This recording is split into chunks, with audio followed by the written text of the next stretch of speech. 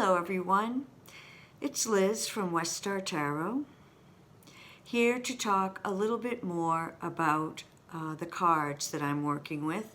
I started with the Fool, and now the past couple weeks I've been looking at the Magician. My plan is to go through all of the majors, one by one, spending a week to 2 weeks on each one. And so I'm looking at the Rider-Waite-Smith as sort of the starting point of my inspiration for thinking about the meaning of the cards. And then I'm also studying and looking at other decks that I have and that I enjoy and that may expand the meaning or change the meaning of the card. But starting off, let's take a look. This is Rider-Waite-Smith, the plaid backing. And here we see the Magician. Again, like the Fool, we have a lot of yellow going on, but there's that big punch of red. And so these are fiery colors. And so I think of the Magician as expansive, very yang in the energy on this card. You can see on the table in front of him all the different tools or representing the elements. So the cup, the wand, the sword, and the pentacle. So those represent the 4 minor suits, but of course also the elements that those suits come out of. So I always think about the Magician as rather male in terms of being expansive, directive, and so forth. His number is 1, which goes along with the aces. And the aces are a lot about potential, the potential of that suit that follows. And so I think about the Magician in terms of potential as well. Manifesting. So he has his one arm up with a wand pointing above and the other one pointing below. And many times we hear this as referring to the Hermetic wisdom, as above, so below.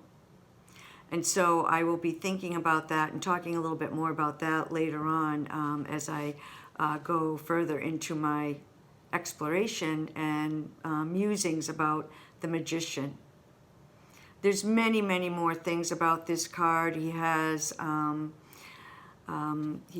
the Lemnis Gate, as does Strength, and he has the those flowers, as does Strength. And so what's the relationship between him and Strength? We'll think about more about that when we get to the Strength card. So this is the Magician from the Star Tarot. And again, you can see he's got one hand up, the other pointing down, and you can see that he is manifesting divine guidance or divine will. And again, he's got the table with all his tools, and so he is there and he is channeling divine inspiration using his magic. He's blending all the 4 elements that he has there before him on the table. And so you can see that, again, we have the as above, so below. This is from Gaian Tarot, and you can see, again, it's a man, and he this time is drumming. He doesn't have that as above, so below, but he is manifesting through drumming and creating sacred space and using that energy to ignite his power and manifest his passion and to manifest what he wishes.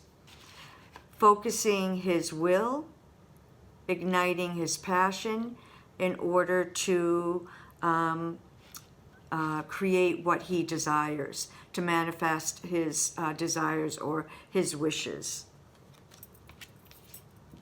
Here is the Magician from the Tarot de Saint Croix.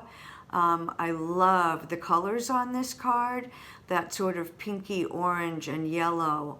And again, we can see he has all the cards of the majors behind him and the minors, and you can see he's got his elements this way, so he does have the as above, so below. I love that one. Here's a little bit of a different twist or a different take on the Magician, and this is from the New Era Elements tarot deck. And here we see the Magician as kind of a huckster, kind of a he's selling you something. He's got CNN, Fox, Facebook, Botox, and all these kinds of things. So he is trying to influence you with his will and his focus to manifest his desires, which are to make us buy things and to make us not see the illusion of capitalism, that it benefits the masses when really it only benefits the corporations. So I do think about the Magician as very much male energy. And yet, as I was looking through my decks to see different cards, Magician cards, I did see some female or feminine representations of the Magician.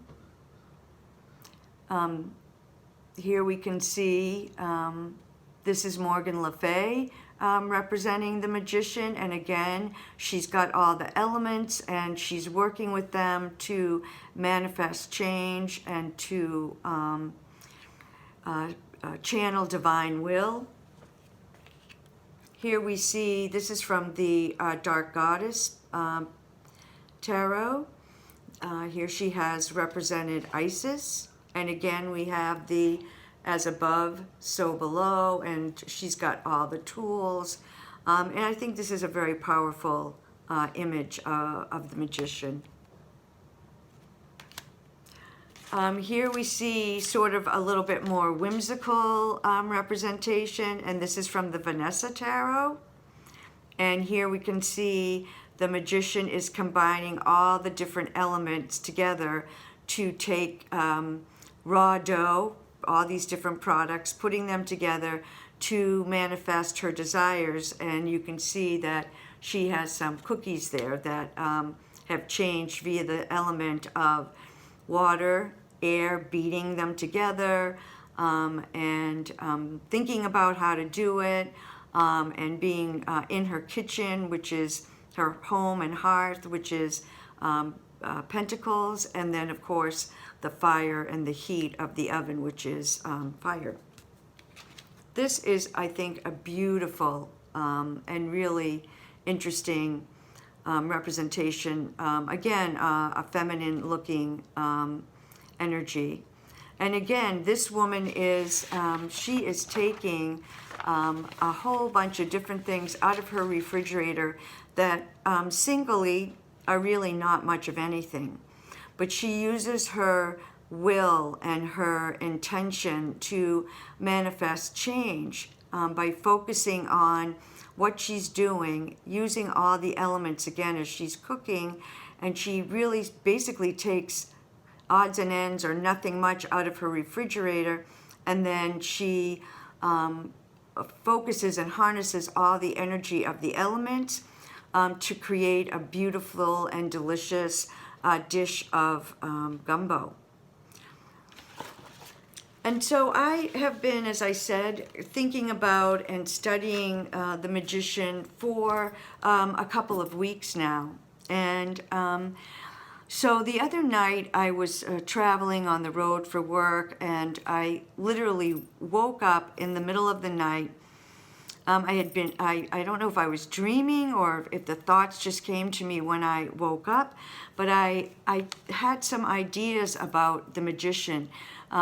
It was during that day that I had been using the Hidden Realm Tarot, which I think it might have been maybe the second time I've ever used that deck, but it unlocked something, or it made me think of the Magician in a different way.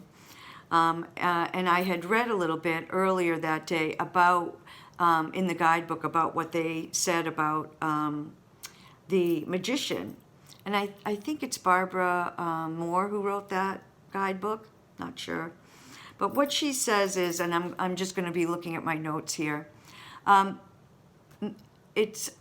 Magician is about manifesting change. And what it said in that guidebook of the Hidden Realm, you take the magic in and it becomes part of you, and you let it change you. And then as we change ourselves, we actually can change the world, like throwing a pebble in the pond and seeing all the ripple effect. And so that is sort of magical when you think, okay, I can change myself, and as I change myself, I begin to change the world. And it makes us realize how powerful our actions can be. And so I started thinking about this, and thinking about the transformative nature of magic, and thinking about that as I change myself, I change the world. And so I was thinking, if I want the world to be a more kind place, then I need to be a more kind person, because as I am kind and as I manifest kindness, it ripples out into the world, making the world a kinder place. And so I can't just wish for the world to be a kinder place. I have to start with me and be kind within myself. I went on to write in my journal the same thing. If I want the world to be a more loving place, then I need to be a more loving person. And in my day-to-day interactions with the folks around me, people who I know and people who I don't know, I need to be more loving. And as I said before, more kind. And if I want the world to be a more peaceful place, then I need to be more peaceful in my actions and in my thoughts. And then I went on to think a little bit about the as above, so below. And so we're drawing down from above the divine magic, and we are manifesting that from above, so below. But then I thought, well, okay, so yes, it comes from above and comes down and goes below, but does it also work the other way around? Can we send that energy from below as above? And how would we go about doing that? So I was thinking that do our thoughts, do our prayers become magic? As below, so above.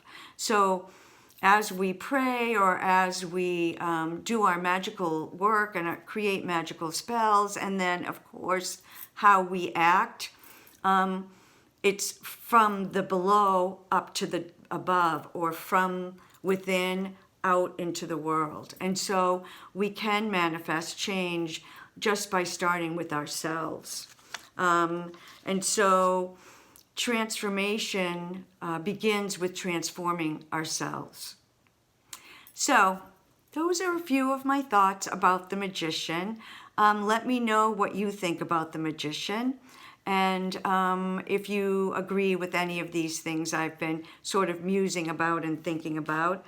And I just realized, whoops, where did that card go? Here it is. This is from Delta Enduring, which is, I love this deck. It's a fabulous deck, and I think I did mention it. Anyway, so much for the Magician. Next time I will be talking about the High Priestess.